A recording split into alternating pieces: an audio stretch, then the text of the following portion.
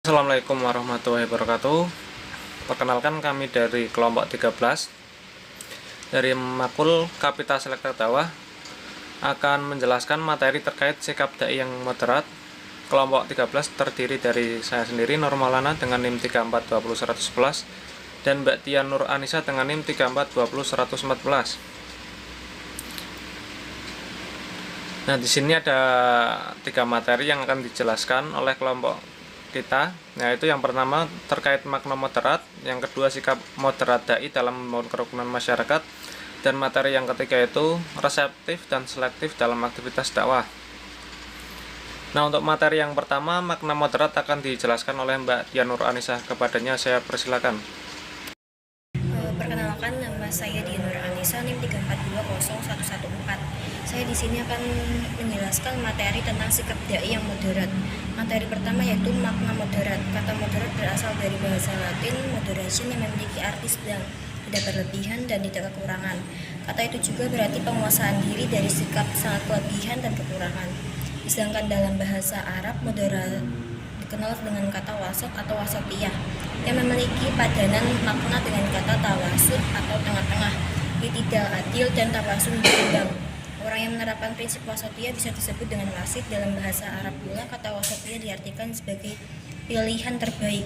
Moderasi adalah sikap dan pandangan yang tidak berlebihan, tidak ekstrim, dan tidak radikal atau tataruf. Kemudian materi yang kedua yaitu sikap moderat dai dalam membangun kerukunan masyarakat. Islam sebagai rahmatan lil alamin. Keberadaan Islam sebagai rahmatan lil alamin disebutkan dalam Quran surat Al-Anbiya 21 ayat 107 yang menekankan hakikat diutusnya Nabi Muhammad SAW adalah sebagai rahmat bagi seluruh alam. Kemudian menghindari kekerasan dalam dakwah Islam. Yang pertama, bijak dalam berdakwah. Agama Islam melarang penyebaran dakwah melakukan dengan cara-cara kekerasan. Kemudian yang kedua, melarang memaki sesembahan orang lain. Firman Allah Subhanahu wa taala dalam surat Al-An'am ayat 108 menegaskan sikap Islam yang membenci tindakan memaki sesembahan pihak lain. Kemudian yang ketiga, tidak memaksa dalam beragama. Perihal tidak bolehnya pemaksaan dalam beragama disebutkan dalam firman Allah Subhanahu wa taala dalam surah Al-Baqarah ayat 256 terkait dengan pewahyuan ayat ini. Ada beberapa riwayat asbab al-nuzul yang saling menguatkan yang tidak memberikan penegasan bahwa cara-cara pemaksaan dalam beragama tidak dibenarkan oleh Islam. Oke, untuk materi yang selanjutnya terkait reseptif dan selektif dalam aktivitas dakwah.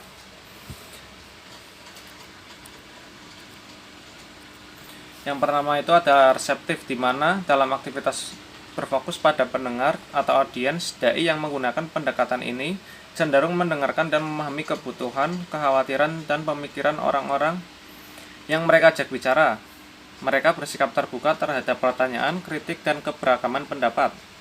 Mereka juga berusaha membangun hubungan empati dengan audiens dan berkomunikasi dengan bahasa yang mudah dipahami oleh mereka. Pendekatan reseptif memungkinkan dai untuk merespon secara tepat terhadap kebutuhan dan keprihatinan audiens dan menciptakan lingkungan yang mendukung pertumbuhan spiritual dan pemahaman agama yang lebih baik. Nah, untuk yang selanjutnya itu pendekatan selektif dalam dakwah mengacu pada penggunaan strategi atau metode yang dipilih secara hati-hati untuk menyampaikan pesan agama. Dai yang menganut pendekatan ini melakukan analisis dan evaluasi terhadap kondisi, budaya, dan konteks sosial di mana mereka berdakwah. Mereka memiliki pendekatan yang paling efektif dan relevan dalam mencapai tujuan dakwah mereka. Misalnya, mereka dapat menggunakan ceramah, diskusi kelompok, melalui media sosial, atau pendekatan lainnya sesuai dengan sasaran dan kebutuhan audiens mereka. Pendekatan selektif menggunakan dai untuk lebih efektif dalam menyampaikan pesan-pesan agama kepada halayak yang dituju. Reseptif yaitu kesediaan seorang dai dalam menerima gagasan dari orang lain.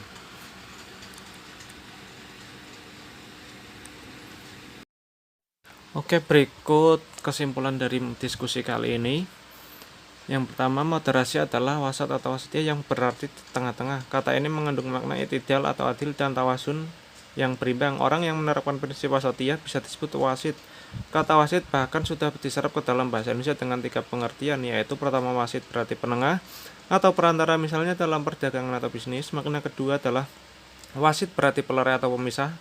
ataupun pendamai antara pihak-pihak yang berselisih. Dan makna yang ketiga adalah wasit berarti pemimpin di pertandingan, seperti wasit sepak bola, badminton, atau olahraga lainnya. Karena kalau mau dirumuskan, moderasi beragama adalah cara pandang, sikap, dan praktik beragama dalam kehidupan bersama dengan cara mewajibkan esensi ajaran agama yang melindungi kemartabatan manusia dan membangun kesejahteraan bersama.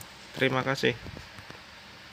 Mungkin itu saja yang dapat kami sampaikan, lebih dan kurangnya mohon dimaafkan. Wabillahi taufiq wal hidayah. Wassalamualaikum warahmatullahi wabarakatuh.